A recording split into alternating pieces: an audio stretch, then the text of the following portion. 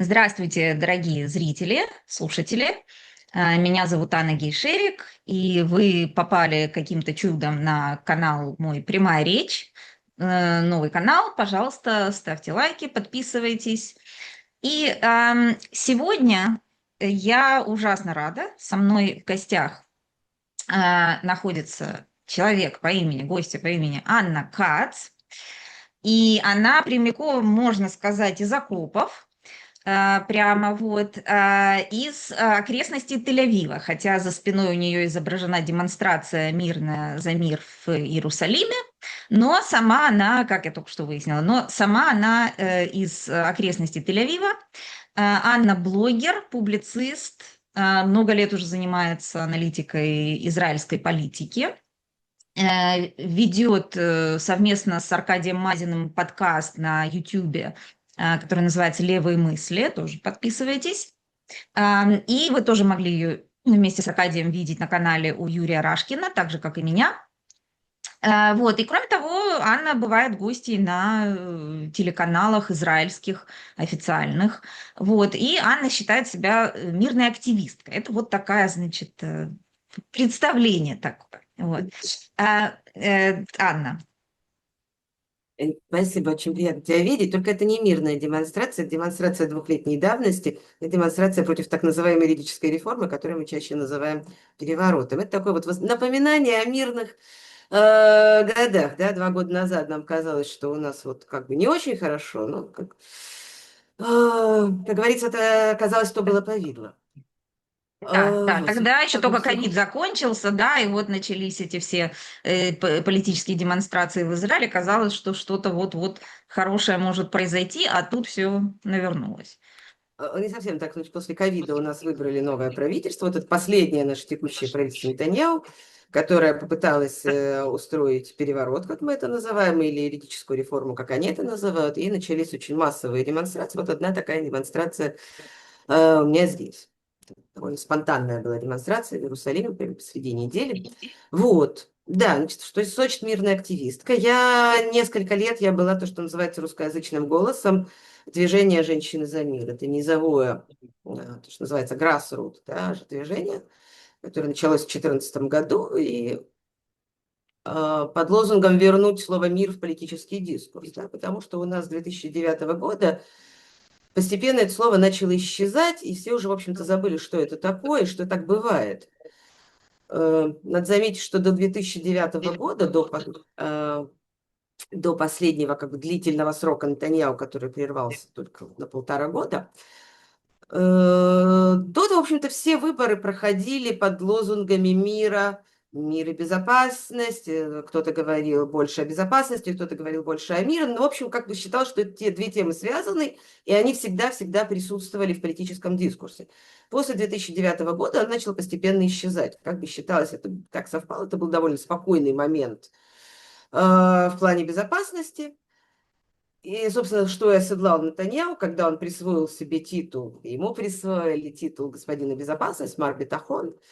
И постепенно люди начали привыкать, что как можно без этого, да, вот как хорошо у нас очень правый премьер-министр, и террор, в общем-то, на историческом минимуме, ну, если считать, скажем, начиная с 90-х годов, да, потому что до 87-го было еще спокойнее.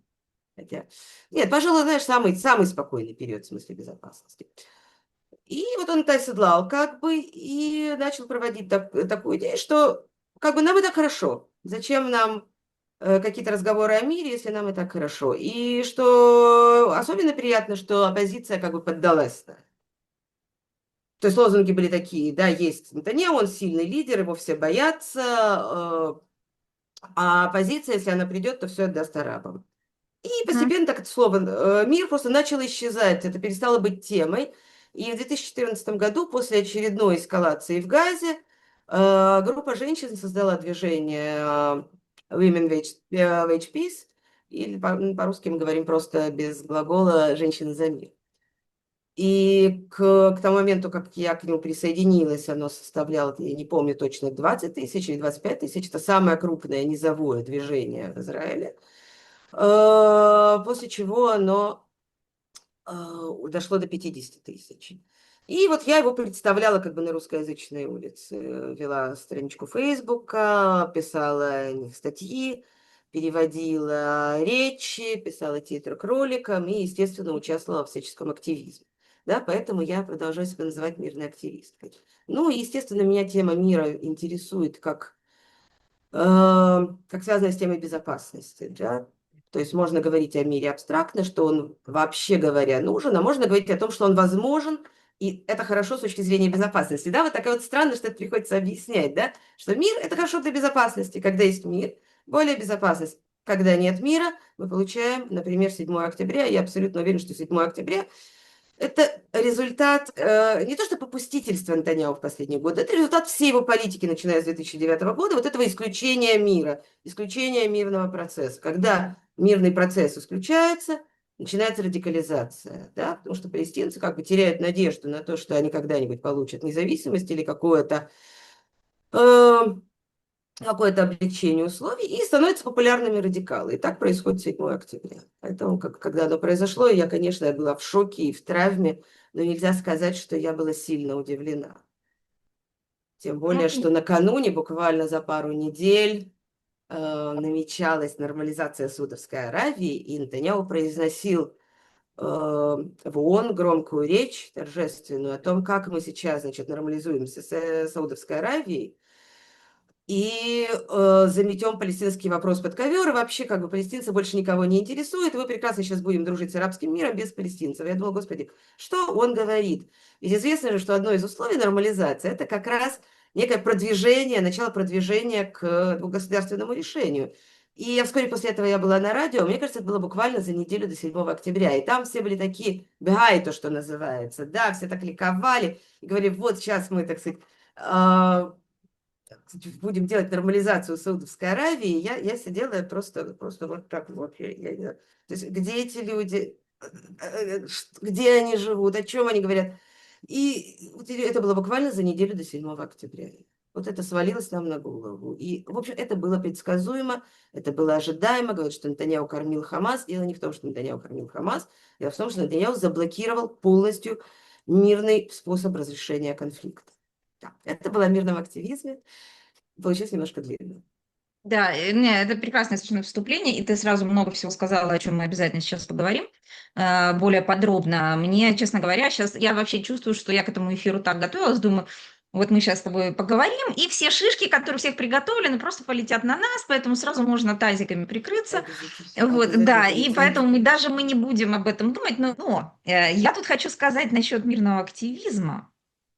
Что ты сказала «русская улица», хороший термин, кстати, я его почему-то только в Израиле слышу. Вот «русская улица» очень хороший термин.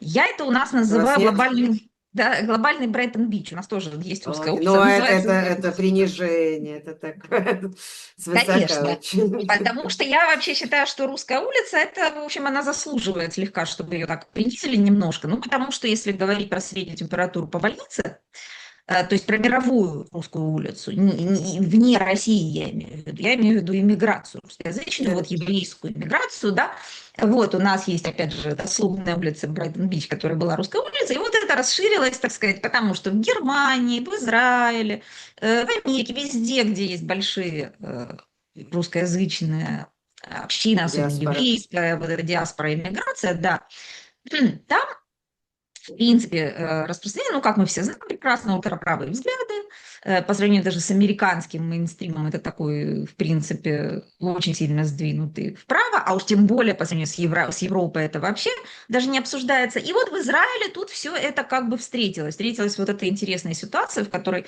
политически Израиль достаточно правая страна, в кавычках, да, экономически, общественно она не правая по сравнению с Америкой, потому что все-таки ну, бесплатная доступная медицина и все прочие Нет, социальные по договоры. сравнению с Америкой трудно быть более правым, надо Это заметить. правда. Но в Израиле тем особенно, учитывая весь этот правый. То есть Европа, она вся влево немножко сдвинута, и по сравнению с Америкой не немножко сильно сдвинута, включая политический дискурс там, и так далее, и так далее. А вот Израиль политически, он очень похож на Америку в чем-то и всегда равнялся на Америку. При этом мне всегда очень смешно, когда эта вся русская улица рассуждает про капитализм хороший и ругает плохих либералов и всех этих социалистов проклятых, которые жить мешают, при этом живут э, опять же, с доступной бесплатной прекрасной медициной, там в Израиле по сравнению с многими странами очень хороший, хотя я знаю, что все жалуются тоже на что-то, но все везде жалуются на что-то. Объективно, по объективным показателям, в общем-то, очень много социальных договоров, которые, если не сейчас, то есть если к ним сейчас пришел бы к вам в Израиле Трамп, и сказал, сейчас мы тут все, значит, заберем, как мы в Америке хотим забрать, какие-то пенсии, там все, да, то вся эта русская улица первая встанет на уши. Но интересно, что среди этой русской улицы мирный активизм и мирный активист – это ругательство. Вот Ну, поговори, да. если можешь, минутку об этом, потому Давай, что как мы давай, дошли до давай, того, что… давай поговорим. Смотри. Во-первых, мы все действительно, мы все оттуда, да, мы все из 70-х. Мы все из... Меня нормально слышно? Да, Хорошо. Мы все из песни Галича про израильскую военщину, которая известна всему свету. Мы все из этой фронды, да, мы все были по принципу, если Евтушенко против колхозов, то я за, только наоборот, да. То есть мы точно знали, что раз Советский Союз, значит, говорит про израильскую военщину, да, про мирных египтян и все такое, мы должны быть наоборот, да. Ну, тем более еврейские круги, да, как с родственниками и знакомыми в Израиле, то есть мы просто рассуждали наоборот, да, наши родители, да. И вообще мы как бы не только в этом вопросе, мы во всем как бы были как Советский Союз, только наоборот. И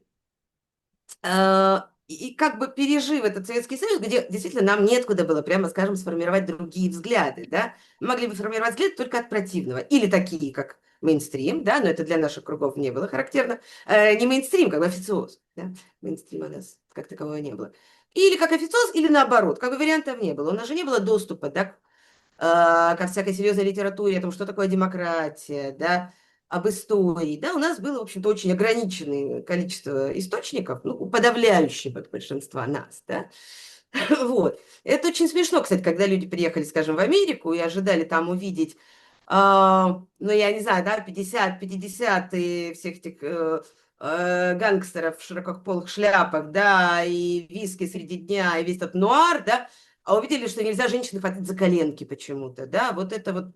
А где этот Запад, собственно, да, что такое, нас обманули?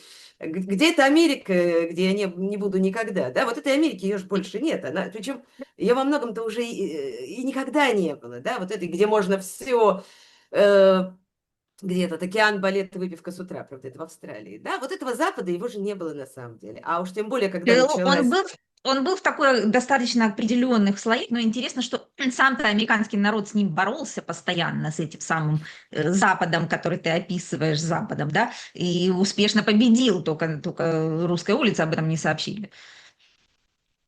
Да, и где негры знают свое место, кстати. Да, вот это вот все, да. Я это иногда называю мечта об унесенных ветром, да. Вот что-то такое. Вот у людей сформировался какой-то свой представление о Западе, да, нахватанное, кстати, из разных эпох. Ну, конечно, самая такая сексуальная, это 50-е, да, это вот этот нуар, да, этот чейз, да, вот все эти. И вот люди мечтали о таком Западе, а его нету. Вот его как бы, на Запад я вышел, а Запада нет. Так, кстати, Буковский об этом писал в своем, по-моему, «И поднимается ветер», что он приехал в Британию, а там медсестры бастуют, да, причем бастуют за условия, как в Советском Союзе. Вот говорит, а где, собственно, где этот Запад? Что вообще происходит? Он как раз приехал, по-моему, после Тэтчер, и так был очень удивлен, да. И, естественно, на этом Западе не должно быть никаких социальных условий. И каждый сам себя, значит, с нуля создает, как известно, да, self-made. А вот этого Запада нет. И вот Советский Союз, диаспора, да, вот эта советская бывшая, она оказалась как бы в двойной эмиграции, да, она еще и в эмиграции с этого Запада, она в своем этом, окей, Брайтон-Биче, где она пытается найти вот этот Запад, она считает, что Запад-то сошел с ума, да, мы приехали, а он испортился, да, его как бы все эти леваки испортили. И вот они живут вот в таком состоянии. Но в Израиле все-таки это все немножко по-другому, потому что Израиль – это конфликт, так, что главное образующее как бы психология израильтян – это конфликт с палестинцами, да. И вот в чем разница, мы говорили, да, Россия, Израиль. Все-таки Россия никогда не знала вот этого страха нападения, да, вот этого страха террора. Все-таки Израиль был сформирован войнами и террором, и это в ДНК, можно говорить про катастрофу, но мне все-таки кажется, что э, более близкая причина того, как Израиль себя ведет, это все-таки то, что действительно вполне всерьез люди опасаются, люди считают себя в опасности, и не без причин, как мы видим, да, как мы Конечно, видели 7 октября, как мы видели во время Второй интифады. То есть это вполне реальная угроза, и угроза формирует, вообще конфликт формирует. Если на самом деле посмотреть на любой конфликт, который тянется несколько десятков лет, то там можно увидеть очень схожие черты в психологии людей, потому что они настроены на то, чтобы сохранить себя. А чтобы сохранить себя, надо очень-очень верить, что мы самые лучшие. Мы никогда ни на кого не нападаем, мы всегда хотели мира. А вот они все время хотят нас уничтожить. И это абсолютно отражается в очень многих конфликтах. Это не уникально. Я все время, часто говорю таким сильным оппонентам Израиля, да, таким фундаментальным, я бы сказала, оппонентом. Я говорю, ничего на самом деле исключительного в Израиле практически нет в этом смысле. Просто мы мало наблюдаем народы, которые находятся в длительном конфликте. Они цвета формируются. Мы самые лучшие, мы самые мирные. Какая в этом проблема? Это очень мобилизует. Это очень мобилизует людей на борьбу, да, мы часто говорим, да, что когда в Израиле происходит конфликт, люди бегут, берут оружие, бегут на призывные пункты, бегут, сразу мобилизуются, защищают страну. И это так, и это прекрасно, но это, так скажем так, черно-белое видение, оно мешает увидеть перспективу для примирения, поскольку враг изначально, он порочен и изначально хочет нас уничтожить. Любая его инициатива, любой его мирный жест, слово, оно все равно воспринимается как ловушка. Например, сейчас у нас говорят, да, что ФАТХ или палестинская администрация – это то же самое, что Хамас. Да? Почему, собственно? Да? Это власть на Западном берегу. Она борется с террором, действительно активно борется с террором. Часто с подавлением, с нарушением прав человека гораздо больше, чем в Израиле. И, кстати, об этом говорил Рабин, когда подписывал Осло. Он говорил, палестинская администрация сама будет бороться с террором. Он сказал, без богатства и Бецелема, то есть без правовой системы и без правозащитников. И действительно так и происходит.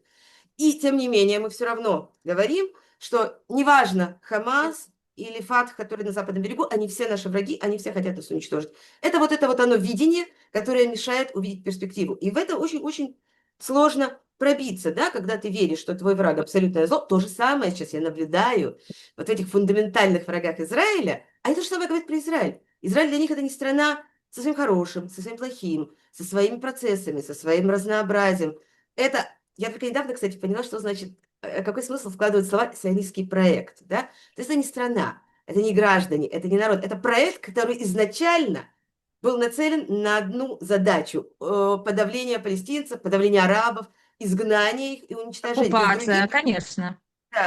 да, захват и изгнание. То есть это вот такое вот очень такое капсульное мышление, которое абсолютно не допускает за противником никакой изменчивости и никакой неоднородности. Да, это вот главное препятствие к миру. И это очень простая картина мира, да, а поскольку она простая, в нее очень легко впасть, да, и вот наши иммигранты, приехав сюда, во-первых, они приезжают уже, значит, с Галичем, да, с израильской военщиной. Я ничего не имею против Галича. Галич прекрасный, я его обожаю. Да, но это просто символ, да, что вот Советский Союз он был против израильской военщины, а мы, значит, будем за, естественно. Это моя Вот, любимая кроме цитата, того, кстати, насчет колхоза. Вот очень я смеялась, потому что когда ты сказала, потому что я у Рашкина по каждый эфир вообще это говорю. Да, именно в этом контексте. вот, и кроме того, они очень часто попадали в оборот, да, еще часто, скажем, иммигрантские круги, серьезные иммигрантские круги, которые готовились к отъезду, не просто учили язык, да, которые выстраивали, у них были какие-то кружки, изучение иудаизма. И вот там очень-очень часто, то есть не очень часто, практически всегда, другого не было, они подпадали под каханизм. То есть этим занимались буквально каханистские эмиссары. Я просто это наблюдала и там, и я об этом слышу здесь, когда люди приезжают уже со сформировавшимися вполне каханистскими взглядами. То есть что такое каханистские взгляды? Вот То есть расскажи, это да, Израиль, пожалуйста. Я-то знаю, это, но расскажи нашим зрителям, да, да. это Израиль, во-первых, от реки до моря, большой Израиль, в котором арабам вообще не должно быть места. Если они там есть, они должны быть поражены в правах. Но, так сказать, интересные новости, многие русскоязычные об этом не знают. В нем места нет вообще ни евреям. Да, то есть и нет места, скажем, кому-то с не совсем чистой кровью, с не совсем чистым происхождением. То есть ведь очень многие, те, кто не считается евреями по Аллахе, они все равно причисляют себя к вот этому вот чистому еврейскому народу, к каханизму. На самом деле в каханизме для них абсолютно нет места. Вот. Кахана был против смешанных браков. То есть Кахана – это такой очень сильный фундаментализм, очень воинственный фундаментализм. При том, что Э, его последняя женатая любовница как раз была не еврейка, насколько я помню. Там Я была таких такая интересная подробностей случай. не знаю. Да-да-да, он же в Нью-Йорке жил какое-то время, и там это, в общем, тоже интересная история, почитайте. Ты, кстати, сказала от реки до моря. У меня есть подозрение, что это не та река и не то море, про которое палестинцы говорят. Нет, нет, это, насколько я знаю, Кахада представлял себе именно вот этот большой Израиль, да, подмандатная Палестина, то, что называется от Иордана до Средиземного моря. Ты говоришь такое о гиперсионистах, это как бы Ну, конечно. Отсюда и подвид. фраза, да, есть еще Да. такое течение. У евреев, произраильских евреев есть свои фракции, которые абсолютно сумасшедшие, люди этого не понимают. Понятно, что эти от Нила до Ефрата это уже там совсем маргинализация, но они есть. Не надо, так сказать, демонизировать народ на основании того, что у них есть свои сумасшедшие радикалы, потому что у вас в вашем народе, в нашем народе тоже есть сумасшедшие радикалы. Вам не мешает Безусловно. это защищать этот народ, да. Причем, смотри, чем хуже ситуация с безопасностью, тем у этих радикалов более сильная позиция. И Мгм. вообще, чем хуже ситуация, тем более радикальная позиция. Если посмотреть на палестинцев, да, чем хуже приходится палестинцам, чем хуже условия, тем сильнее они стоят за Хамас, потому что Хамас – это военизированная группировка. Он, по крайней мере, может, если не добиться чего-то от Израиля существенного, да, и, как мы видим, скорее наоборот, да, он добился разрушения Газа. Но, по крайней мере, он может этого врага уязвить, да, он может его сделать очень-очень неприятно. Точно так же израильтяне идут за радикальными каханистскими группировками, потому что это чувство мести, да. Мы хотим сделать им больно, нам, как бы, мы верим, что это сделает нам хорошо, или мы даже не верим, что это сделает нам хорошо, но мы одержимы чувством мести. И, к сожалению, вот после 7 октября это чувство, явно или неявно, оно очень сильно, кстати, давлеет в Израиле, и, естественно, особенно в правых кругах, и как бы это очень тревожно. И это во многом отвечает за то, что именно происходит в Газе. Ну, любым, так сказать, диктаторам или людям, желающим быть диктаторами, не у всех получается из них, долго текущие конфликты всегда выгодны. И это то, чем Путин пользуется, почему он постоянно же хочет конфликты, еще до Украины он начинал конфликт бесконечно. Потому что ослабленные, во-первых, это ослабляет, так сказать, твоих соседей, а во-вторых, это укрепляет внутренних Мобилизует, мобилизует. ватников, да, то есть, которые тебя будут там защищать уже до упора от любых твоих превышений полномочий. Как так получилось, кстати, расскажи нашим, опять же, я знаю ответы на эти вопросы, но Я расскажи знаю, на что ты всякий знаешь. случай, да, упомяни, почему так получилось, что Биби у власти, сколько он там лет, 15, больше? С 2009 года, с перерыва на 1,5 года. Для нас, американцев, и это очень странно. Понятно, что у нас другая совершенно политическая система, но и даже то, что там Меркель была у власти, я не помню сколько лет, много тоже было, это очень странно. Но, опять же, это используется россиянами тоже. Они все время, вот эти вот, опять же, эти чаты, паблики, в которых есть, они все время говорят, а не напомните нам, сколько Нетаньяху? Он, конечно, до Путина еще не до это 25 лет у власти, еще не до, но уже приближается к тому. И вот это такой тоже козырь в руках. Как это получилось в двух словах, если можно? Первая каденция Нетаньяху была с 97 года по 2000, когда в 2000 победил Барак. И то, что его победили на выборах, он воспринял это как очень сильный личный удар. И когда он потом пришел к власти, он уже очень точно знал, что надо делать. Например, нужно мобилизовать прессу, нужно поставить прессу себе на службу. И он все эти годы, он над этим работал. То есть, когда сейчас в Израиле очень популярно выражение «машина яда», да, это пропагандисты, которые, кстати, работают на его повестку дня. Это особенно это 14-й телеканал, который создали, кстати, владелец, там, выходец из России Мирилашвили, из криминальной семьи. Вот. Но задолго до этого он выстраивал пропагандистскую машину через общественные организации, через послушных журналистов. Он очень долго выстраивал эту империю. И вот то, что происходит сейчас, это только, кстати, пик его карьеры в победе над прессой. Он э, очень хорошо оседлал повестку дня, как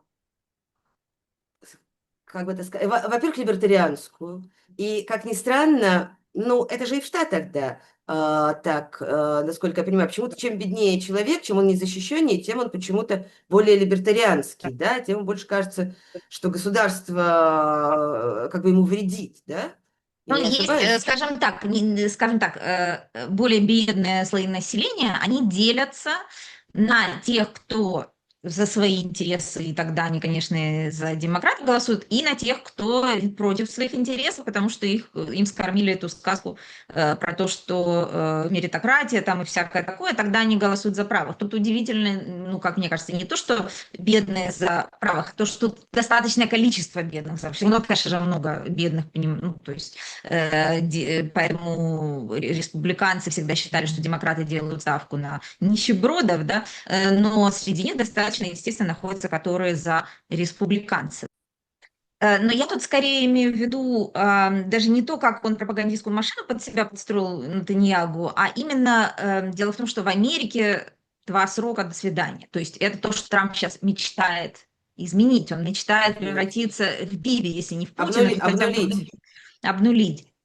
У Путина это тоже нелегально. Он смог, вот там тоже, как в Америке, есть 2 срока, типа, и все. Потом он сделал 3-й срок, потом он поменял Конституцию. То есть без перемены Конституции это все нелегально. А у вас, как и в Германии, скажем, это легально. Да, То есть ничего нелегального сколько избрали, да, сколько избрали, да, столько вот и это будет. интересный момент, потому что у вас что, коалиционная система парламентская, да, и так далее. Поэтому он радикалов, если я правильно понимаю, вынужден. Я не думаю, что он не сильно хочет, но даже если бы он не хотел, он играет на руку всем, так сказать, ультраправым радикалам, консерваторам, если я это правильно понимаю, религиозным и так далее, для того, чтобы иметь с ними коалицию, и для того, чтобы они поддерживали его бесконечное правление, он все дальше и дальше уступает им в, так сказать, ультраправой риторике, или я ошибаюсь? Это мое такое со стороны. Э, Нет, ну это как бы уже последняя, да, это его последняя каденция, когда он взял этих Да, людей, этих кокаинистов. Знаешь, что я бы их не назвала консерваторами.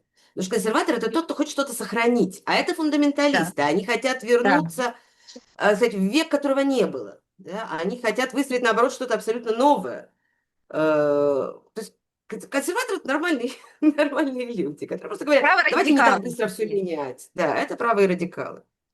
Вот, да, и в последние годы, поскольку у него он начал действительно терять мандаты из-за его судебных процессов, из-за того, что от него очень устали, да, лично он объединил две крайне малопопулярные партии и вытащил их из-под электорального барьера в 4 мандата, да, и сейчас он выстроил с ними коалицию, и, в общем-то, ему приходится очень сильно лавировать, чтобы они на него не обиделись. С другой стороны, ну, если мы уже говорим о коалиции, да, я не знаю, насколько это интересно кому-то за границей. С другой стороны, этой коалиции деваться некуда. То есть, с одной стороны, они все время грозят, что если он сделает что-то не так, они выйдут. С другой стороны, они уже настолько себя запятнали, что, естественно, ни в какую другую коалицию их уже не возьмут. Кстати, у нас Да. сейчас интересные происходят вещи, даже если вот сейчас идет какое-то перераспределение мандатов при каких-то... То есть у нас все время проводятся опросы, да, кто сколько мандатов набирает, какая партия. И в последнее время это просто пришло в такое состояние, что коалиция и оппозиция оказываются на одном уровне, в смысле на том же самом. То есть и даже если идут какие-то перераспределения голосов внутри коалиции или оппозиции, да, на общее количество это не влияет. То есть люди уже так вот зацементировались в этом. Да. Э, Ну, тут еще такую вещь, опять же, если мы уже об этом говорим, я не хотела прямо к войне там переходить сразу, но очень много информации из Израиля, она до обычного заграничного слушателя просто не доходит.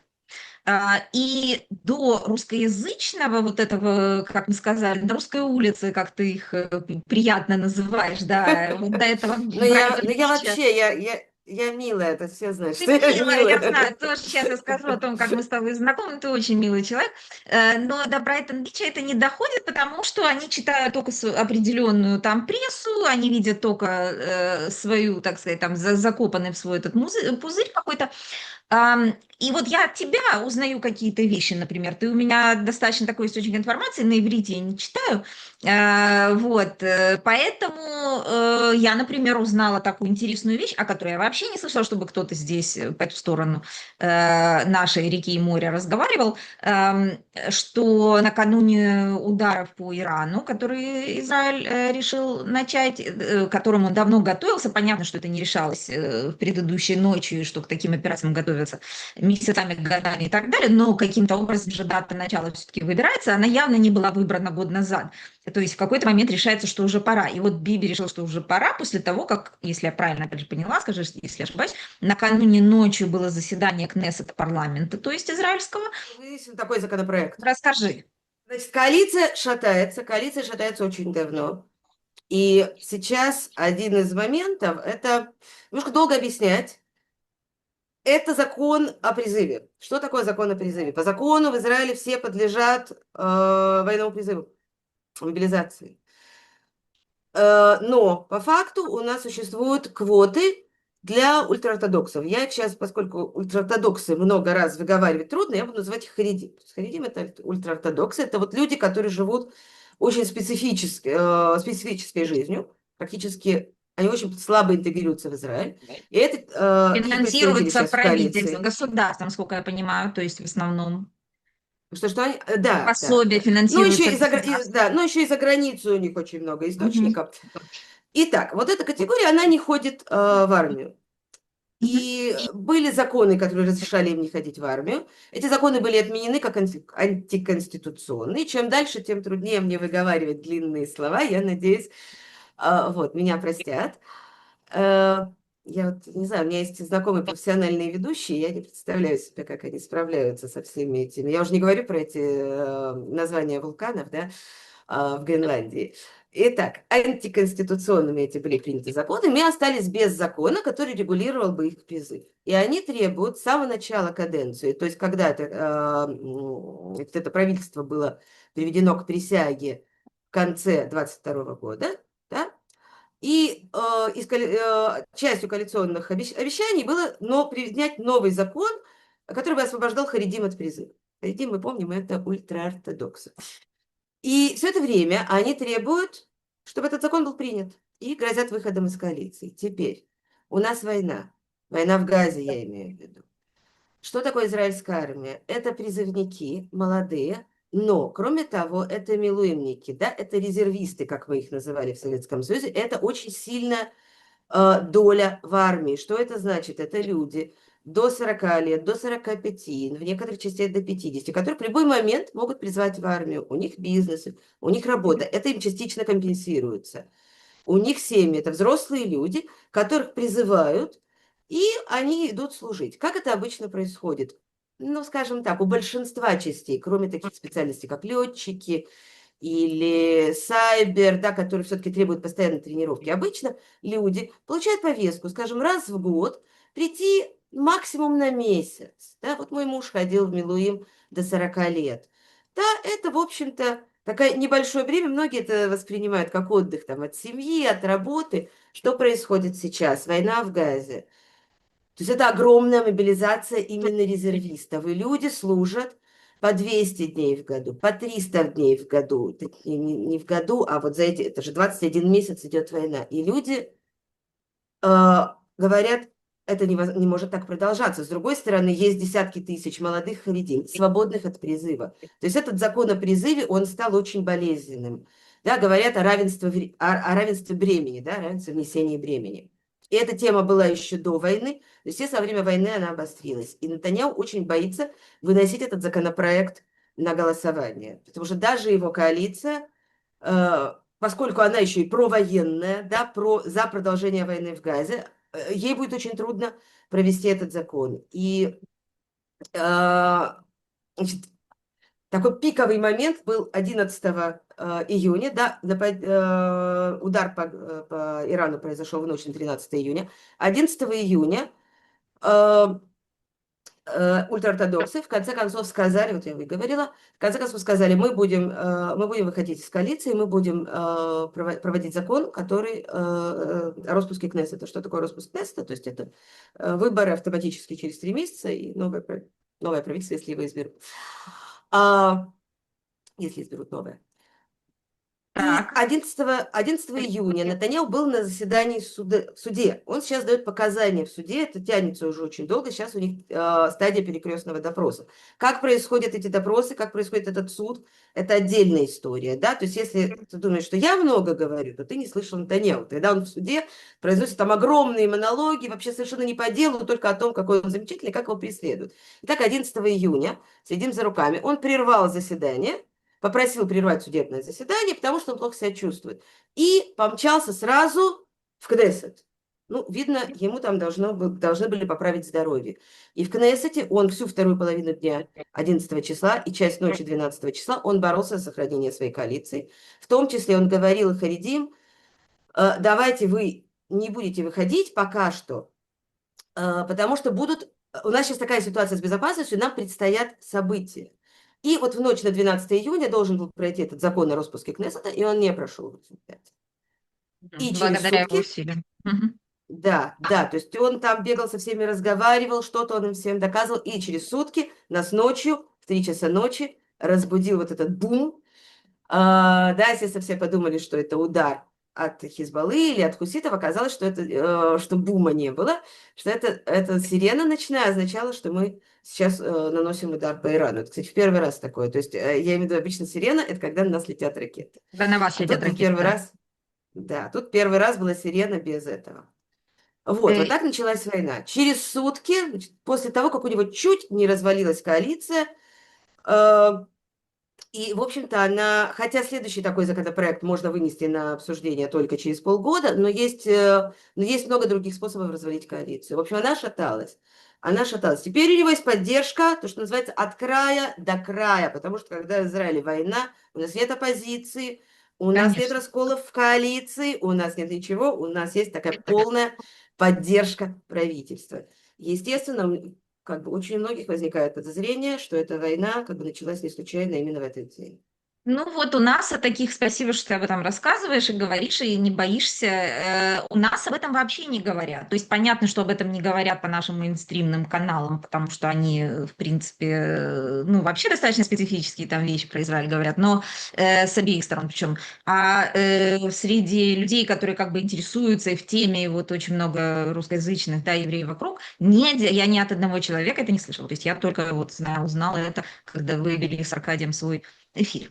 И это очень интересно, потому что, ну да, такие вещи, они как бы совпадениями вряд ли являются, но даже если являются, то все равно о них надо знать. Потому что у меня, например, тоже родной брат израильтянин, он вырос в Израиле с детства, и он тоже резервист, и как только после 7 октября его тут же забрали на базу военную, вот, и хотя он не в воюющих, так сказать, войсках, но он Ну, это поддержка называется. да, то есть логистическая поддержка, то есть он больше года провел резервистом, и мой папа был в Израиле, поехал его навещать первый раз за много лет.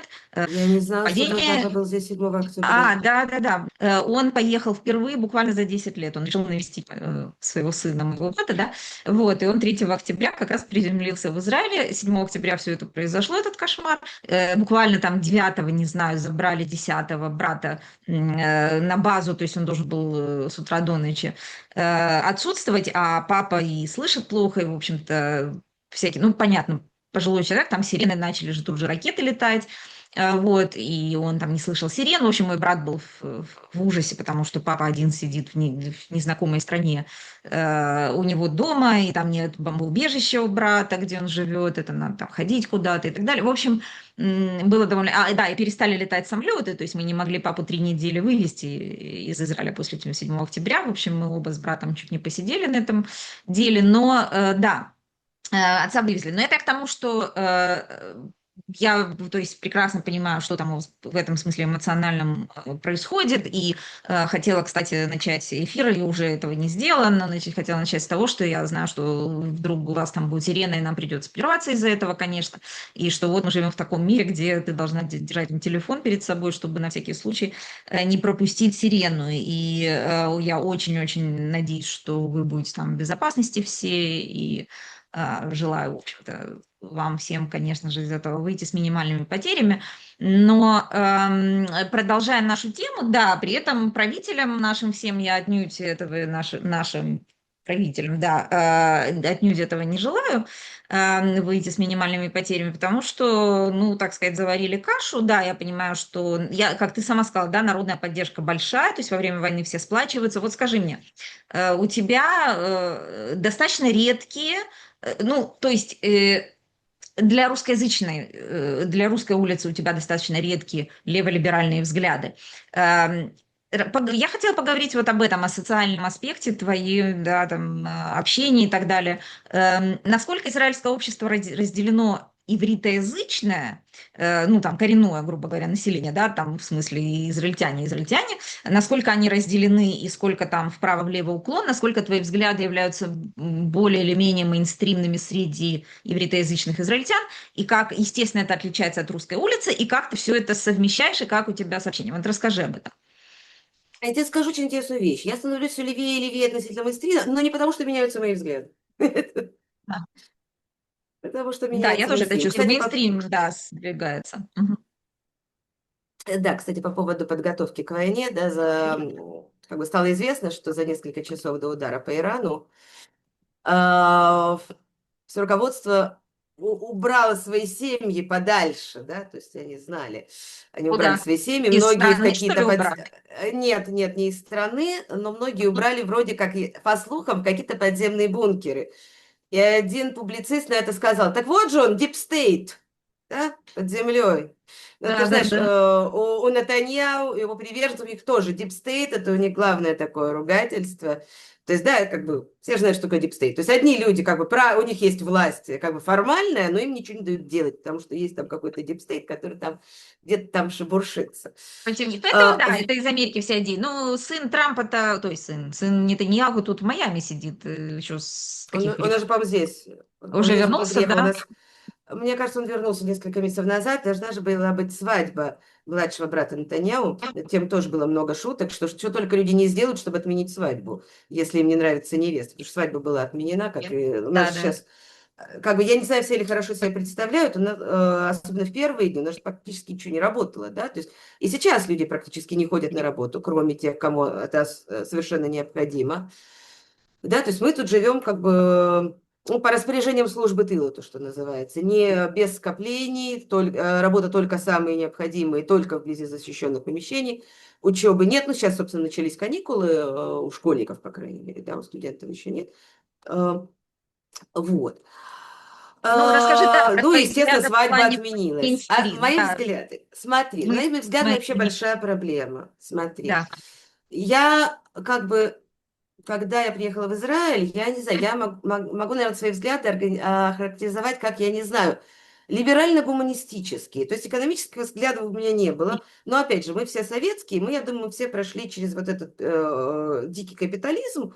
Ну, вот по тому же принципу, да, как бы, Кроме чтобы мне меня, как, я чтобы... сразу, я Хорошо. очень рано была вот таким настоящим европейского типажа социал-демократом либеральным, вот, достаточно рано, не знаю, откуда у меня это взялось, но вот, да, сейчас мы тоже поговорим. Вот, Да, то есть, кроме того, все-таки у меня было всегда сочувствие к людям, которые тяжело работают, что тоже в нашем круге, я имею в виду тяжело, скажем, водитель автобуса, да, который там 10-12 часов смены, да, я всегда понимала, что это как бы не очень правильно.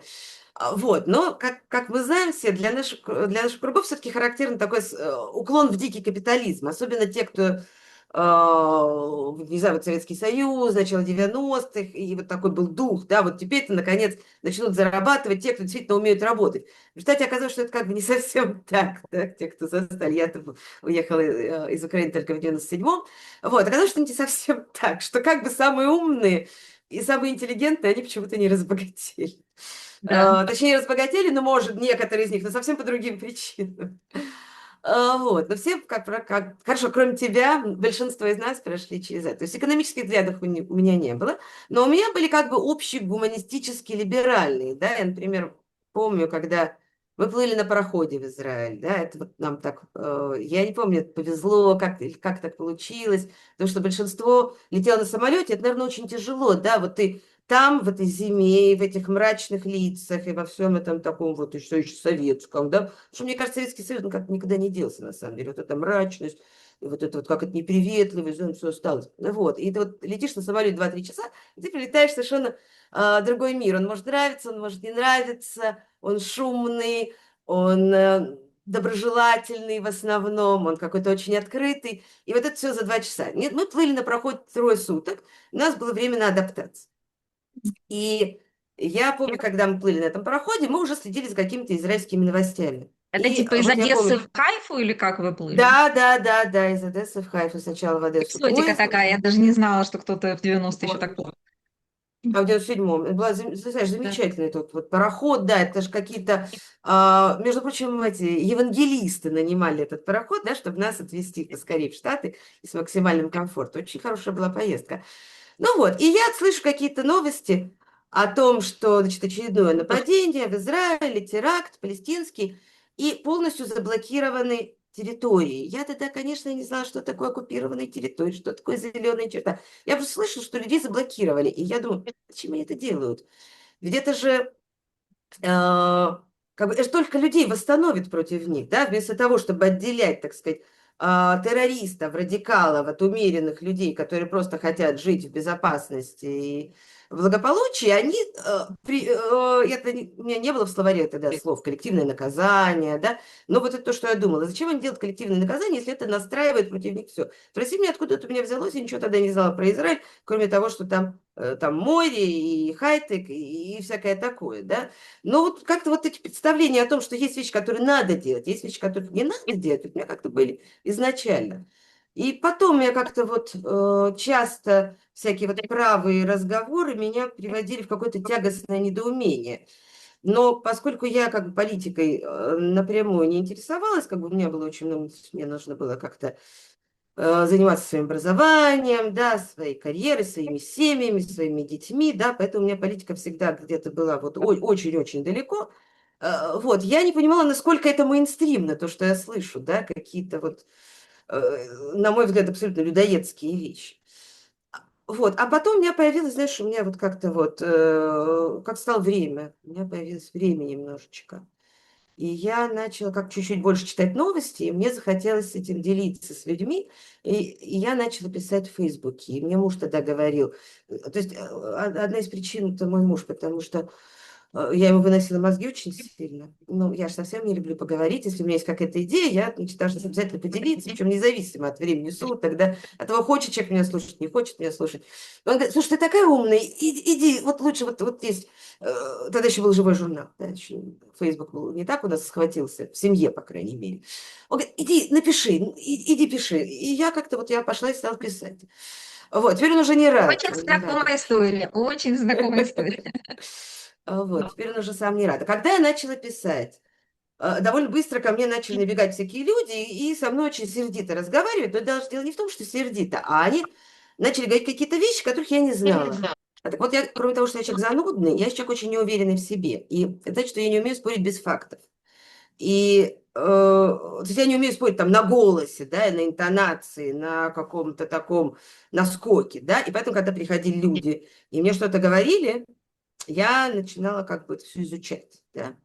И вот чем больше я изучала, тем мне становилось труднее, потому что тем дальше я уходила от мейнстрима. То есть, к сожалению, мне это не облегчило задачу общения, а наоборот усложнило. Я стала страшно далека от народа.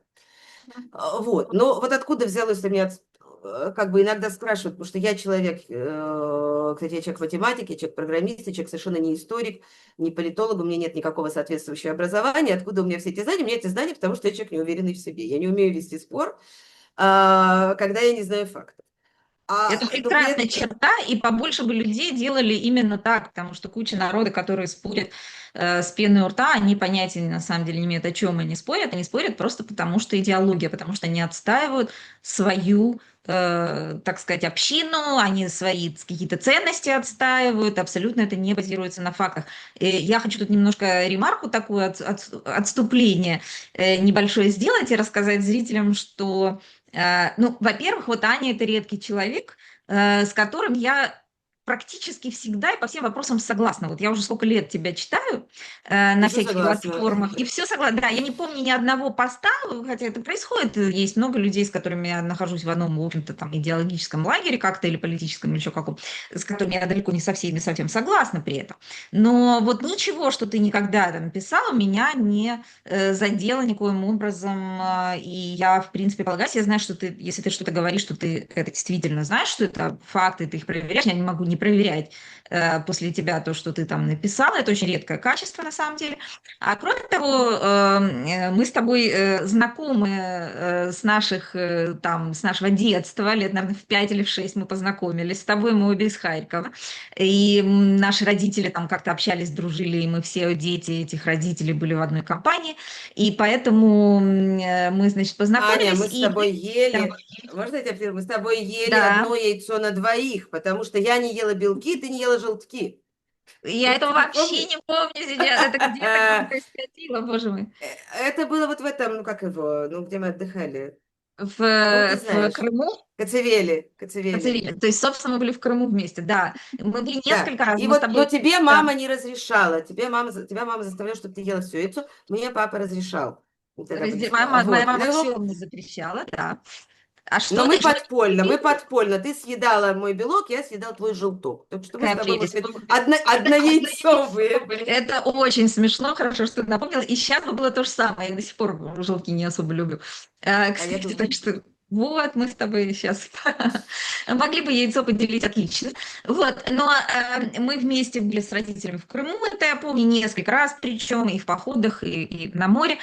И потом ты пошла в математическую школу, и очень много моих друзей, тоже мальчиков, математиков, учились с тобой, в общем-то, в одном классе. Я по этим стопам не пошла, я всегда была, в общем, гуманитарием и училась в более гуманитарной другой школе. И мы с тобой потом потеряли, так сказать, связь, потому что не было общих, в общем-то, никаких, не знаю почему, но не было пересечения особо, долго-долго не общались.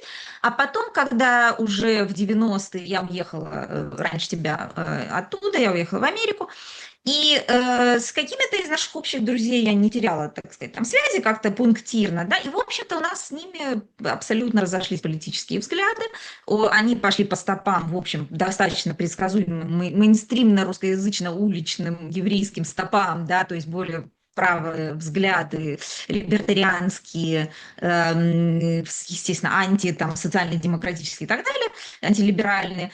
И вот у нас разошлись дороги, и я ничего про тебя не знала. И если вы меня тогда спросили, а вот помнишь там Аню Кац, вот что она, я бы сказала, ну, наверное, так же, как и все, да, потому что это ожидаемый момент. И когда я потом в живом журнале еще, по-моему, до Фейсбука я с тобой пересеклась, и как-то увидела, что ты пишешь, и тут вдруг, в общем, оказалось, что, это же вот эта Аня Кац и есть, собственно. И вдруг выясняется, что я со всем, что ты пишешь, согласна, и это было такое большое удовольствие и такая радость, и мы с тобой начали общаться уже повторно взрослыми, осознанными, без необходимости делить одно яйцо на двоих, а потому что у нас совпали на все взгляды. И это очень ценно для меня, очень редко в русскоязычной среде. Опять же, я работаю в университете, я преподаю в университете, мои зрители знают, и университетская среда академическая в Америке, она, в принципе, конечно, леволиберальная, вся сдвинута, в общем-то, по сравнению с мейнстримом влево. Кроме того, я живу в Нью-Йорке, который само по себе гнездо и логово там, да, леволиберальной рассадник. мысли. Рассадник. Рассадник, можно сказать, да, университет рассадник. Да, тут логово, университет, значит, рассадник. Мгм. Детей портим значит, всем. Вот их. И поэтому друзья у меня тщательно отобраны, достаточно большой круг общения, тщательно отобраны по всем параметрам, да. Поэтому я не сталкиваюсь в своей повседневной жизни, особенно в англоязычной жизни, я не сталкиваюсь, в общем-то, с трампизмом там и со всеми этими вещами. Но как только я выхожу, во-первых, на русскую улицу, не за пределами моего там близкого круга, а уж тем более расширяю там в Израиле вообще русскоязычная улица еще больше вправо сдвинута, то тут же все это заканчивается. И вот это такое удовольствие найти человека, который вдруг оказывается тебе очень близким, это большая ценность. Вот это я хотела рассказать эту историю моим слушателям. И что я еще хотела обсудить? Вот, Ань, допустим, какие-то у нас там есть кандидаты, когда куда-то в политику, сразу же он антисионист. Окей, этот смысл этого слова сионизм, антисионизм с антисемитизмом еще обиднее, потому что я прекрасно знаю, что такое антисемитизм, мы в нем выросли с тобой обе. Все мы знаем, да, И мне более-менее. очень обидно, что это понятие размывается сейчас, потому что, как сказал Дима Абрамсон, очень такую мудрую фразу он написал, что если все антисемитизм, то ничего не антисемитизм. То есть если вы называете Да. антисемитизмом любое, но вот с сионизмом чуть-чуть такая сложнее ситуация, потому что что, антисионизм? Я не знаю, что такое сионизм уже давно. Раньше О, сионизм это смотри, был я не знаю. израильский проект. Вот, что, и ты себя называешь, что ли, я не знаю, называю ли я себя сионисткой, потому что, а что вы называете сионизмом, извините меня, если ваше существование государства Израиль, конечно, за существование государства Израиль, конечно, государство Оно уже Израиль есть. должно, оно уже, во-первых, есть, во-вторых, кроме маргиналов никто, и иранских там аятолл условных, или там Хамаса, его никто не собирается и не хочет уничтожать. Естественно, все за государство Израиль, демократическое и так далее. Но в каких границах? Это все, что спрашивать, вы за Россию? Ах, если вы хотите Крым Украине вернуть, то вы уже не за Россию, значит, да? Это же та же история. Я не за оккупацию, я против оккупации. Если это делает меня антисионистом, ну, значит, я не сионист, получается. Аня, что ты думаешь? Ты сионист? Так, смотри, я не знаю. Во-первых, я хочу сразу сказать тем, кто не знает, что Аня очень любит Израиль.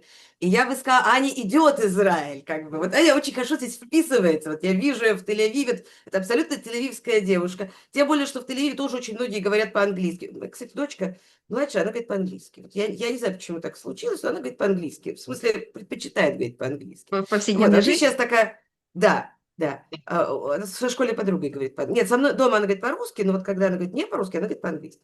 Вот, вообще сейчас такой тренд у молодежи говорить по-английски. Поэтому тебя вполне можно принять за израильтянку, как бы. Если ты тем более выучишь пару слов, и даже если ты будешь говорить их с акцентом, вот совершенно нормально. Вот ты очень вписываешься в Израиль. Вот в Я Тель-Авив, очень да, люблю то есть человек Израиль. такая, Я да, люблю еду, я люблю жару, которую все да, там ненавидят. Меня вообще это смешит, да, потому что жара все это такие вот, патриоты Израиля, которые там живут, мои друзья, они все не любят, они только любят Израиль, они не любят погоду, они скучают по какой-то еде, там, другой еще. А мне все нравится. Я когда приезжаю, мне все нравится, кроме оккупации. Ну, извините меня. да. Да, вот ты абсолютно, скажем, такая тель-авивская девушка. Вот я не знаю, я не видела тебя в других городах, но Тель-Авив тебе очень идет. Что я Спасибо. должна сказать? Аня, я не знаю, что такое сионизм. Вот убей меня, я не знаю, что такое сионизм. Я знаю, что такое сионизм с 48 года, да, до создания государства Израиль. Вот я не могу быть за или против создания государства Израиль, но я как бы, у меня очень шкурный интерес, я хочу, чтобы он был. Вот я хочу, чтобы он был. Мне кажется, сейчас действительно слово сионизм, и когда я говорю сейчас, я не знаю, когда это произошло, да, на самом деле. Я чувствую так вот сейчас, вот все больше и больше. Действительно, есть люди, которые считают, что сионизм – это, во-первых, во всем поддерживать Израиль, что бы он ни делал. При любом правительстве. Одно правительство делает одно, нет. Правые правительства все-таки нет. Это сионизм – это поддерживать правые правительства. И сионизм – это, как мы говорили, поддерживать от реки до моря, а лучше еще больше. Мне очень смешно, когда я иногда читаю сейчас в постах э, от реки до моря – это такой ужасный человеконенавистнический лозунг. И я думаю, ну да, да. А потом оказывается, что это про палестинцев. То есть Да, да, у да. нас это нормальный лозунг. Но вот когда палестинцы, да. То есть сионизм – это слово, которое используется как бы в хвост и гриву, никто не понимает, что это значит. Значит Ты так, должен быть есть... что Израиль имеет право на существование. Ребята, людей, которые считают, что Израиль не имеет права на существование, это я не знаю, какой процент населения планеты. Там, ну, опять же, за пределами там каких-то бармалеев, там в Иране, как мы их называют бармалеями, мне всегда это смешно, да, или там бармалеев в Хамасе, или еще кому-то. Ну, ребята, если вы спросите наших вот этих, которые даже в Куфиях там на кампусах протестовали, вы за существование Израиля, никто из них не скажет, завтра надо распустить весь Израиль, закрыть его, и что там сделать. Они либо за одно унитарное государство, не унитарное, наверное, неправильное слово, одно объединенное государство, в котором есть два народа, да, которые сосуществуют с равными правами. Это такая, на мой взгляд, абсолютно идеалистическая, утопическая совершенно идея, которую можно было, может быть, 30-40 лет назад еще обсуждать как-то на серьезном там, выражении лица. Вот. Но сейчас уже об этом речь не идет, по-моему, вообще никак. Тем более с беженцами, с возвращением, все такое. Но речь идет о двух государствах, за которые и за которые выступает абсолютно весь леволиберальный демократический мир на Западе, в Америке, во всяком случае, он весь выступает за два государства и выступал последние 40 лет, сколько я помню, я в университете с 90-х годов, то есть я прекрасно помню, о чем это всегда было, и все демонстрации, и они вам скажут, что они за два государства, ребята, два, значит, одно Израиль, а второе, значит, не Израиль, но придется там делить территорию, они, естественно, против оккупации, против военной оккупации, которая факт, так сказать, это политический, исторический факт нашей реальности, что происходит оккупация. Обижаться на слово оккупация, то есть, что тоже происходило еще до недавнего времени, когда я это говорила, сразу меня записывали там в сионистки, да, вот, в антисемит. Вот, да. И понимаешь, никто из них не против существования Израиля. Кто там может быть, какие там маргиналы? Да, конечно, есть любые. Но так и в Израиле маргиналов полно, которые говорят такие вещи, что не дай бог. Каханисты там, то, что ты вот сказал, и все остальные. Вот. Но общий мейнстрим разумных людей, естественно, за государство Израиля. Поэтому говорить, что сионизм – это чтобы существовало государство, это глупо. Но мне кажется, что по-честному, большинство людей, которые требуют от тебя признания, что ты там сионист, они совсем не это имеют в виду. Они как раз имеют в виду признание полностью израильской политики в нынешнем виде, включая политику на территории, включая политику в Газе, включая все, что только можно. Ну, если это сионизм, извините меня, ну тогда да, я не знаю. Я это делю так. Есть как бы левые 67-го года, есть левые 48-го года. Но сейчас я уже не уверена, что правильно их называть левыми. То есть что такое левые 67-го года? Это люди, которые говорят, два государства, да, вернуться к границам 67-го года до шестидневной войны. Что такое левые 48-го года? Опять же, я уже не уверена, что их правильно называть левыми. Это люди, которые говорят, Израиль изначально был создан несправедливо. Очень может быть, что это так. То есть, если Да, вообще можно в таких случаях говорить о справедливости. Израиль создан, потому что он прогнал арабов. Да. Но если к 67 году мы можем вернуться, да, относительно спокойно, и это будет для нас хорошо, более того, во многих отношениях, то к 48-му, до 48-го мы уже не можем вернуться. Сори. Все, что да, мы можем сделать, я говорю, вот мы как бы левые 67-го года, что мы говорим? Полное равенство внутри зеленой черты, полное равноправие, никакой дискриминации, задекларированное равенство и отдельное государство за зеленой чертой. Да? Мы не можем перестать существовать, мы не можем пустить обратно всех беженцев, мы не можем стать двухгосударственным, двунациональным государством, потому что уже не можем. И как бы цель была не в этом. И ничего нет ужасного в еврейском большинстве. В конце концов, в каждой стране есть чье-то большинство. В этом нет ничего ужасного. Оно должно стать нормальной страной. И, кстати, с нормальной миграционной политикой, не только основанной на законе возвращений. Прием беженцев, да, африканских беженцев и так далее. То есть Израиль должен стать нормальной страной в своих границах, да, и палестинское государство рядом. То есть да. мы не ставим перед собой таких сверхзадач. Вот, скажем, один из моих любимых авторов, который придерживается другой точки зрения, это Натан Трал. Он очень убедительно объясняет, почему Израиль порочен изначально, почему Израиль изначально был построен на изгнании, на отъеме земли, на преследовании. Ну, сори, мы не можем вернуть Австралию аборигенам, мы не можем вернуть Америку аборигенам. Это зло, которое произошло. Мы должны стараться двигаться в другую сторону, мы должны стараться сейчас вести себя нормально. И, кстати, вот эти вот левые 48-го года, И я давно это говорю, и я сейчас им это говорю в лицо, они очень обижаются. Они действительно очень похожи на правых, в том смысле, что правые, правые израильские, я имею в виду, они тоже говорят, что нет никакой зеленой черты, нет никакой разницы до 67 года или после 67 года. И Тель-Авив также незаконен, как Хеврон, или наоборот, также законен. То есть это как бы, это то же самое, но с другой стороны. И, С другой кстати, вот мы с стороны, это тобой говорили, Пескова, которая встречается. Это мы все знаем и по американской политике тоже, когда ультра-ультралевые начинают вдруг быть против Украины, условно, там, за Путина, потому что да, они там не за потому Путина, но что, они против Америки, и поэтому они, да, почему, значит, мы должны да. защищать Украину, и ультраправые радостно это все поддерживают. Подкова встречается, это правда. Не, они подпитывают Да. друг друга, потому что наши правые показывают вот на этих левых 48 года. И говорят, смотрите, они считают Тель-Авив незаконным, а они считают Хайфу незаконной. И как бы люди в это верят, да? Потому что радикал Да. всегда хорошо видно.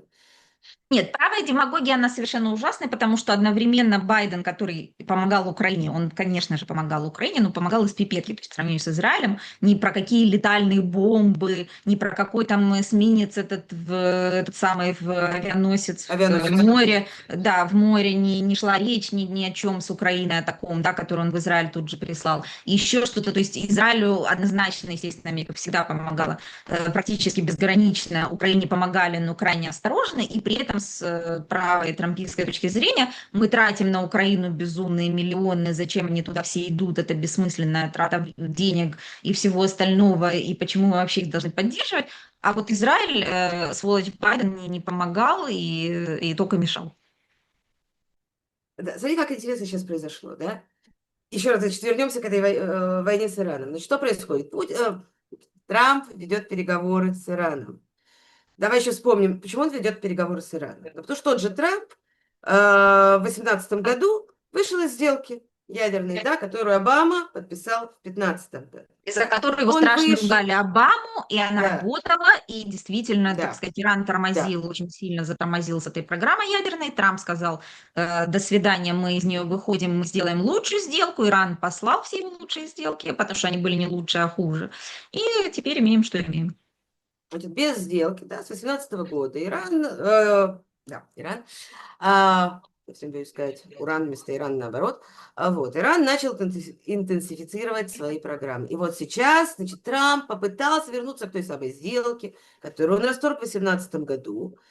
И почему он расторг? Потому что Биби этого очень хотел. Они тогда еще были большими намного друзьями, чем сейчас. И что происходит? Значит, Трамп потребовал, чтобы Иран вообще отказался от обогащения урана. Это требование нелепое. То есть они обогащают там по предыдущей сделке, они обогащают там каких-то однозначных цифр, которые совершенно ничего не дают в смысле военной программы. Да, мы говорим, военная программа это больше 60%. Но Трамп потребовал чтобы они вообще не обогащали. Иран отказывается. Но идут переговоры, переговоры никто не отменял. Должен был быть следующий этап, да?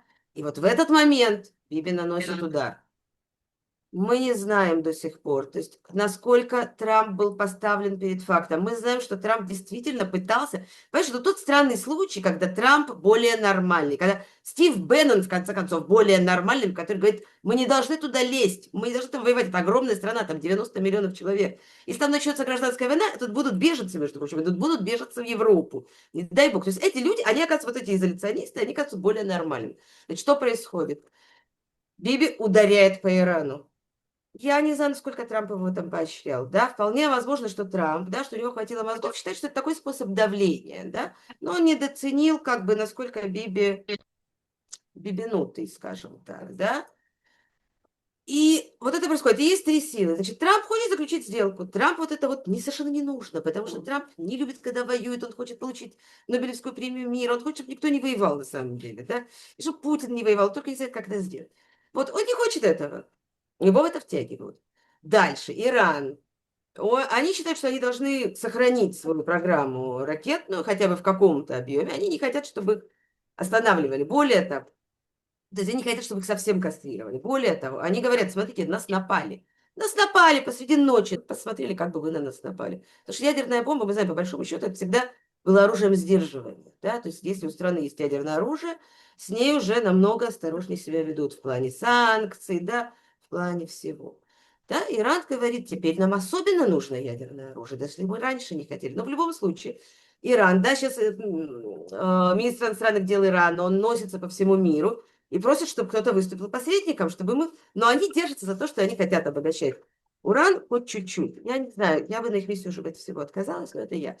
Вот. И есть Биби, который залез на это дерево, который что сказал? Как он назвал эту войну? Мы боремся за уничтожение иранской ядерной программы. Значит, мы знаем, те, кто интересовался, уже давно иранскую ядерную программу Израиль своими силами остановить не может, потому что вот этот объект Форда на глубине 80 метров, мы не можем до него добраться, точка.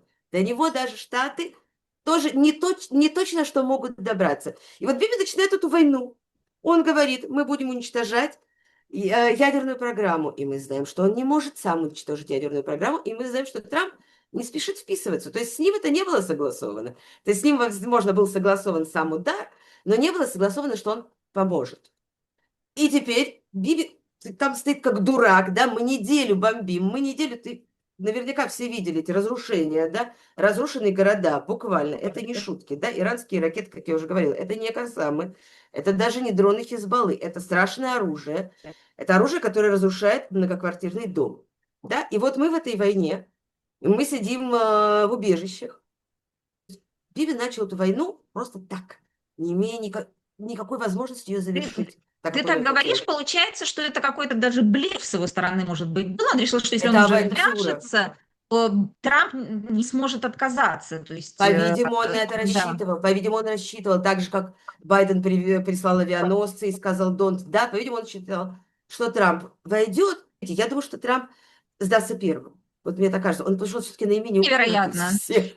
Вполне вероятно. И там еще Путин же вякает все время, что он теперь наконец-то будет посредником, и его время настало. Он вышел на арену, он теперь между Ираном и Америкой Да. будет посредником. Трампа вот тоже осадил и послал, сказал, что ты там у себя посредником разберись сначала будь. Потому что это очень смешная ситуация, когда Трамп, который говорил, что при нем войн бы не было, и при нем войн не будет, который закончит войну с Украиной в 24 часа, который все в Газе, он все закончит, и который теперь имеет на свою голову уже третью войну, с которой он ничего не может сделать, потому что все с ним просто в мячик играют, потому что он же страшный, с ним все дружат, его все уважают, его все любят. В итоге Путин на него с прибором просто клал, Биби с еще большим прибором, потому что у него прибор еще больше, судя по всему. Вот. И Трамп такой бегает между ними, не знает, что ему вообще делать, потому что у него репутация рушится на глазах, у него экономика рушится. Его уже просто всерьез не воспринимает никто, а он должен говорить, что он крутой, так он сейчас еще с Китаем же, кстати, ссорится из-за всех этих тарифов и всего. И получается, что он самый крутой, а, в общем-то, его никто не боится. И смешно, что вчера, буквально позавчера, ему сказали журналисты, что, а вы знаете, что ваша же директор национальной безопасности сказала, что у Ирана никакого ядерного оружия и близко не собиралось быть, что разведка говорит, что он не приближался к созданию ядерного оружия. И Трамп говорит, это кто сказал? Начальница разведки, это кто типа Тулси Габбард? А она же вообще пропутинская, проплаченная, там, кремлевская совершенно тетка, жуткая совершенно. Она это сказала напротив, естественно, всех этих войн, и она против Израиля, это понятно совершенно, и она в путинские ворота будет играть, то есть, соответственно, за Иран. И вот, значит, она это сказала, и Трамп говорит, она ошибается, она не права. Президент говорит, что его назначенный им, да, начальник разведки, который говорит, что нет, он ошибается. Вот, если представить себе там Обаму на этом месте или там Байдена на этом месте, да, уже будут на ушах все стояли. Ну, это с гуся вода. Аня, как у вас говорят, hold by beer. Биби в перманентном состоянии войны с начальниками генштаба, с главами служб, главами разведок, особенно после 7 октября, потому что кто-то же должен быть виноват, правда? Он же, как мы уже говорили, господин безопасность. Он же всегда приходил на этих лозунгах безопасности. Тут случилось 7 октября. Кто должен быть виноват? Естественно, армия, естественно, Шабак, естественно, не, Масад меньше, потому что там его... Вот, то есть, как бы лидер, который воюет с собственными безопасниками, бетханистами, как это говорят, это совершенно нормально с силовиками. Вот, силовиками. Это у нас абсолютно нормальная ситуация, мы уже привыкли. У нас силовики все предатели. Он же недавно увольнял с огромным скандалом главу Шабак. Да, я знаю эту историю. Там острейший конфликт. Мы как бы не То есть привыкли. Ну, это как бы президент волшебная назначает своих подлость. там, да, своих людей, значит, он им как бы доверяет. Да, ну и вообще разведке привыкли доверять. Мы же все помним эту пробирку, доверять даже когда не надо доверять. То есть мы же помним это все с войной с Ираком, как все было, и с этой пробиркой, и все прочее, и с оружием, которое они нашли. Но Такого не было, я не знаю, вот была холодная война, да, наши родители, на их молодости пришлась холодная война, Карибский кризис. Ну, я не знаю, даже советские, мне кажется, были более нормальными, чем эти. Это просто какие-то, я не знаю, как мы их советские были более, вырастили. скажем, предсказуемыми. То есть там было Мы были понятно, осторожными, да. они были, долбили по одному гвоздю одним молотком, и там было ясно, они делают это, те делают это, и вот таким образом сохранялся какой-то баланс сил. А тут, да, пришли какие-то абсолютно Одни отморозки непредсказуемые люди. и клоун со своим эго раздутым, который, мы говорим, что доверие, на самом деле у Биби есть отмазка, потому что вот эти люди, его силовики, на самом деле это назначал не он, это назначало предыдущее правительство, это дает ему огромную, то есть он-то все хорошо сделал и правильно, но тут ему, кстати, подбросили враги вот этих силовиков, да, из предыдущего правительства, и вот поэтому они не справились. И, кстати, накануне нападения, да, об этом писал, есть такой Ронан Бергман, ну, кстати, очень много пишет Нью-Йорк Таймс, он как бы, я так понимаю, что у него очень сильные источники в армии, в разведке. Он писал накануне о том, какой сильнейший кризис между Нетаньяху и силовиками, о том, что они не понимают, что он от него хочет, будет, если будет война, то какие у нее цели и так далее. Никто не понимает, потому что это политическая война. Он называет цели, которых он заведомо не может достичь. Свалить Хамас, уничтожить иранскую ядерную программу. Он называет нереальные цели. А что такое, если цель недостижима? Значит, война будет бесконечной, пока мы не сможем достичь этих целей.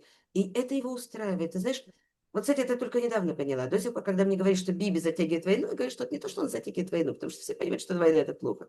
Она лишает его популярности, потому что мы говорили, резервисты, которые служат сотни дней, экономика и так далее. Люди недовольны, да, и люди всегда вначале любят войну, потому что наконец-то мы всех победим, да. Но если она затягивается, если жертвы, то люди начинают разлюблять войну. Поэтому я считаю, что Биби, вообще говоря, не заинтересован в длинной войне. Просто, с одной стороны, он залез на вот это высокое дерево, да, поставил вот эти цели, которые не только их невозможно достичь, но даже если мы их достигнем, я не знаю, как мы поймем, вот уже свален Хамас или еще нет, как мы это определим, каким датчиком.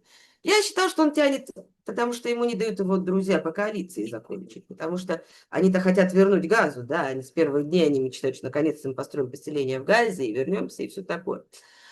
Вот. И я считала, что он поэтому, он никак не может закончить, не знает, как ее закончить, чем ее закончить. Потому что завоевать всю Газу и создать там поселение мы не можем чисто по ресурсам.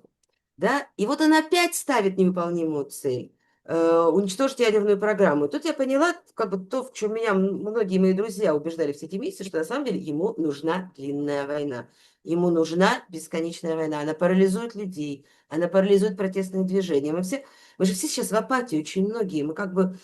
Потому что это очень тяжелое состояние. И я поняла, что ему нужна длинная война без точки выхода. И это, кстати, очень новое в Биби. Такого раньше не было. Раньше он действительно старался побыстрее закончить, не ставить какие-то нереальные цели. Да, в 2014, например, году, когда был Цукейтан, ну и раньше, в более мелких конфликтах, он всегда старался чуть-чуть там отбабахать и все, и домой, потому что он понимал, что война Героем идет хорошо. вернуться. Героем Да, вернуться, да, типа, да. да, без сильных потерь с нашей стороны. Типа, вот мы победили, мы молодцы, все. Потому что долгая война– это плохо. Но вот последние годы он изменился. Да, и что мы говорили, что я хотела сказать. Ты говоришь, вот на Трампа возлагали такие надежды, такие надежды. Посмотри, Биби, как я уже говорила, он господин безопасности. Да, его за это ценили. Вот при Биби есть безопасность, а левые не могут. Левых Хамас не боится, а Биби он боится. И вот происходит 7 октября, и он не потерял мандаты по сравнению, он очень сильно потерял в течение года, до 7 октября, да, вот когда были сильные протесты. До 7 октября они очень быстро мобилизовались, да, вот его поддержка очень быстро мобилизовалась. И несмотря на то, что произошло, вещь совершенно чудовищная, да, нападение на территории Израиля, Хамаса, который, в общем, достаточно слабая организация, особенно по сравнению с Израилем. 1200 человек погибших. Тысячи раненых, огромное количество людей в шоке. Если мы будем считать, кого это затронуло, да, кого это в какой-то степени затронуло, то это будут уже десятки тысяч, да, те, у кого пострадали члены семьи. чьи-то знакомые, это же очень маленькая страна. То есть такой огромный удар перенес Израиль, и все равно Натаньяху на коне.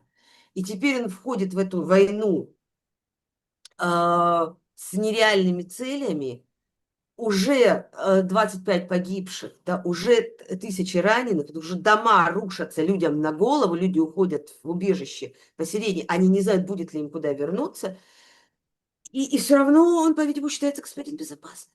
Потому что, у Да. других бы было хуже. Зато он сильный нанес удар по Ирану. Да? Многие говорят, вот мы вышли в финал, до сих пор мы там рубили эти головы, гидры, да, Хамас, Хизбалла, Хуситы, а теперь мы добрались до Биг Босс. Да? И люди совершенно не понимают, что это ничем не кончится. Это, в худшем случае это будет затяжная война на истощение.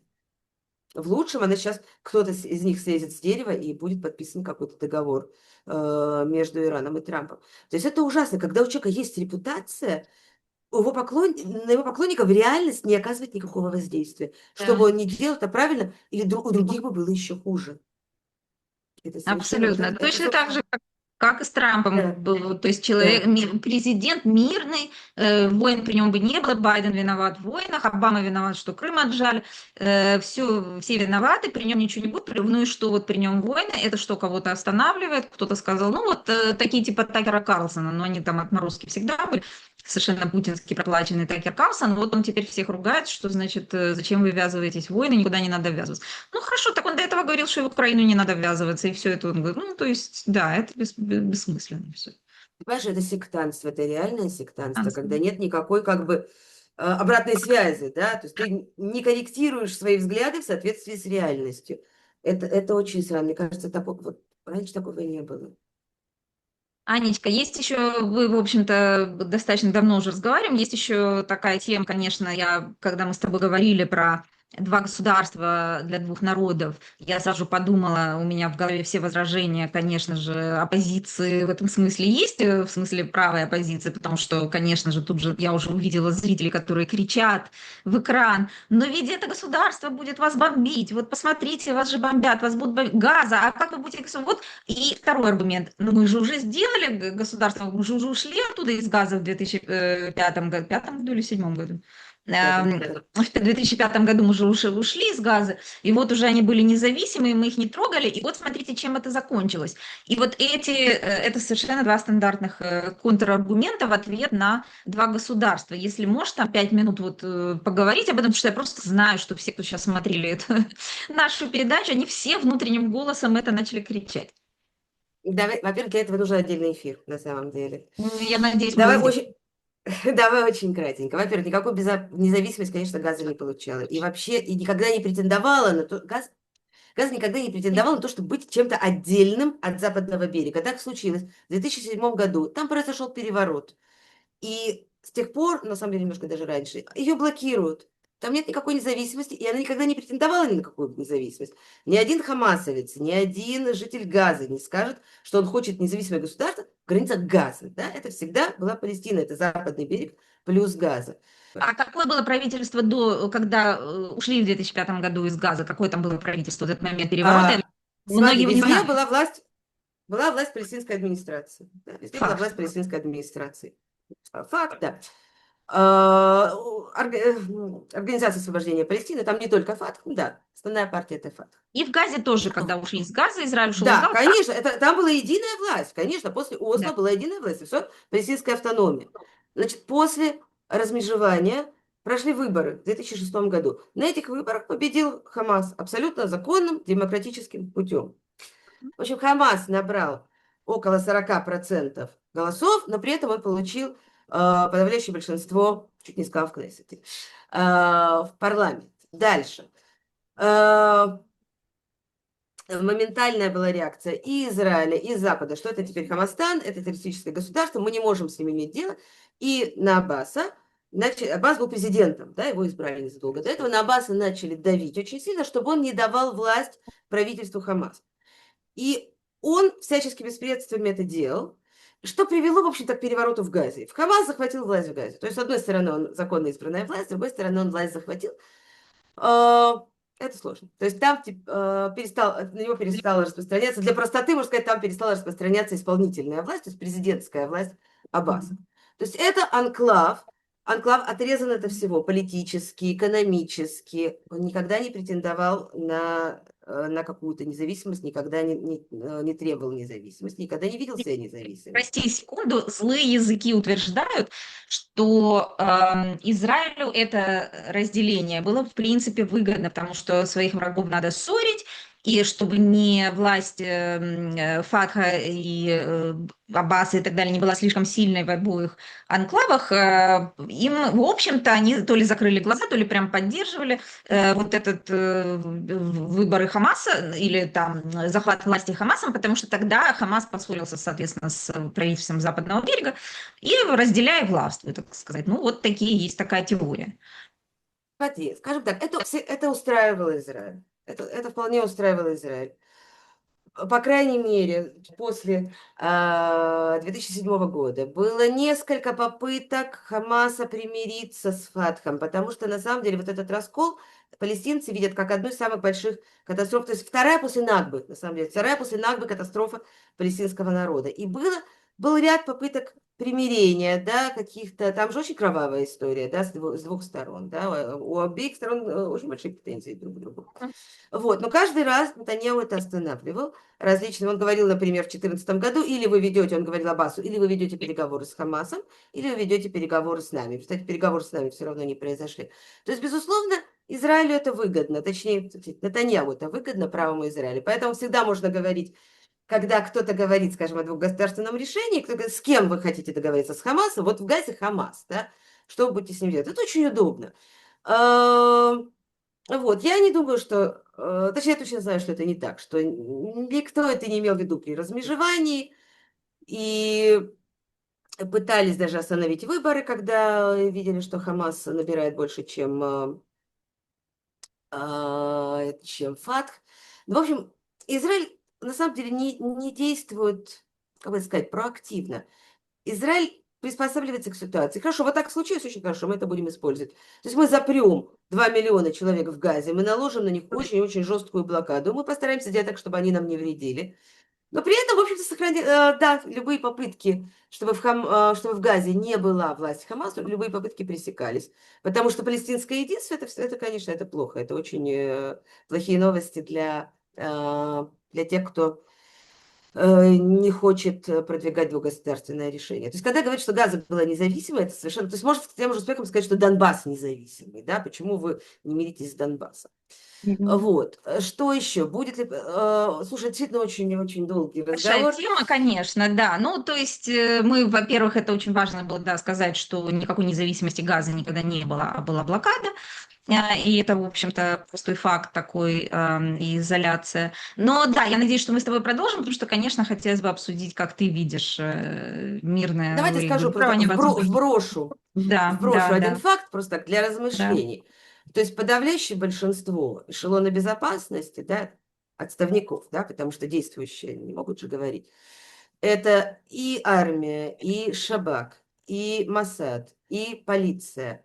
Они считают, что государственное решение с точки зрения безопасности Израиля, разделения и четкая граница, это оптимальное решение с точки зрения безопасности. Просто оптимальное. Не потому, что они так любят палестинцев, да, как он сказать, вы любите палестинцев. Не потому, что они такие большие гуманисты. Нет, это силовики, которые всю жизнь видели палестинцев в основном через прицел.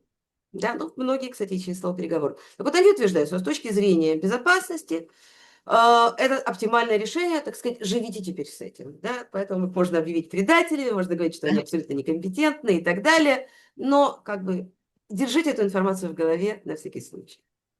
Меня удивляет, что это настолько радикальная идея, потому что, по-моему, это абсолютно очевидная идея. Ведь Израиль воевал со своими соседями много раз, он эти войны всегда выигрывал, он заключал мир с этими независимыми государствами, с Иорданией, с Египтом и прочее. Египтом. И после С этого Иорданией, с Египтом. Да, и после этого наступало перемирие, не потому что Иордания или Египет вдруг любили Израиль, там идет точно такая же антиизраильская пропаганда и какие-то шоу на телевидении, которые дети с детства видят о том, какой плохой Израиль. Но это все не мешает миру, который де-факто есть между Египтом и Израилем, Иорданией и Израилем. И поэтому возможен этот мир, как мы видим своими глазами, реальность, данная нам ощущением, только когда есть с кем договариваться и есть государство, с которым можно этот мир заключить. И единственные, с кем никак Израиль не может устроить мир, это, собственно, палестинцы, у которых нет своего государства, и которых он пытается продолжать оккупировать. И при этом хочет, чтобы они сначала, так сказать, перестали бороться за свою независимость, а потом, может быть, нальют воду в бассейн. Но это, очевидно, так не работает, независимо от того, как вы относитесь к одной или к другой стороне. А мирное государство палестинское, то есть оно, может быть, и не будет мирным, чем дольше длится вот это все это, оно тем дольше не будет, естественно, мирным. Но международные договоры с ним вполне можно будет заключать, и дальше можно будет даже воевать, но воевать будет с кем, а не военная оккупация. Война – это разные вещи. И эти войны Израиль, опять же, всегда выигрывал, и всегда после этого наступал мир с этим государством. Если хотеть шанс наступления такого, то нужно государство. Чем отличается государство от того, что происходит сейчас, и чем это отличается от того, что было в Газе после 2005 года, мы можем с тобой поговорить в следующий раз. С удовольствием устроим этот эфир. Большое спасибо нашим терпеливым зрителям и слушателям за то, что столько времени нас выдерживали и до сих пор не закидали, я думаю, весь еще ваш монитор помидорами гнилыми, ну, хотя я этого не вижу, может, и закидали уже. Вот. Да, не наш. Да. Ну, в общем, спасибо за терпение, Анечка. Я вам очень желаю безопасности, и я надеюсь, что у вас будет тихо и мирно, и, по крайней мере, вы все будете, опять же, в безопасности, это самое главное. Вот, надеюсь, что все это закончится достаточно скоро, и мы с тобой встретимся в следующий раз. Спасибо тебе. Спасибо тебе. С надеждой на лучшие времена. Мне недавно Амия Ялон подписал книгу, бывший легендарный глава Шабак. Я пришла, он был у нас на митинге, я пришла его книгу. Он сказал: ой, это ты ее купила? Вот. И он мне написал: с надеждой на лучшие времена. И вот мы теперь с надеждой на лучшие времена. Очень, мы всегда надеемся на лучшие времена везде, и у нас, и в Америке, и в Украине, и в Израиле. Вот, и «Левые мысли» подкаст Анны Кац и Аркадия Мазина, пожалуйста, слушайте, а мы с вами прощаемся.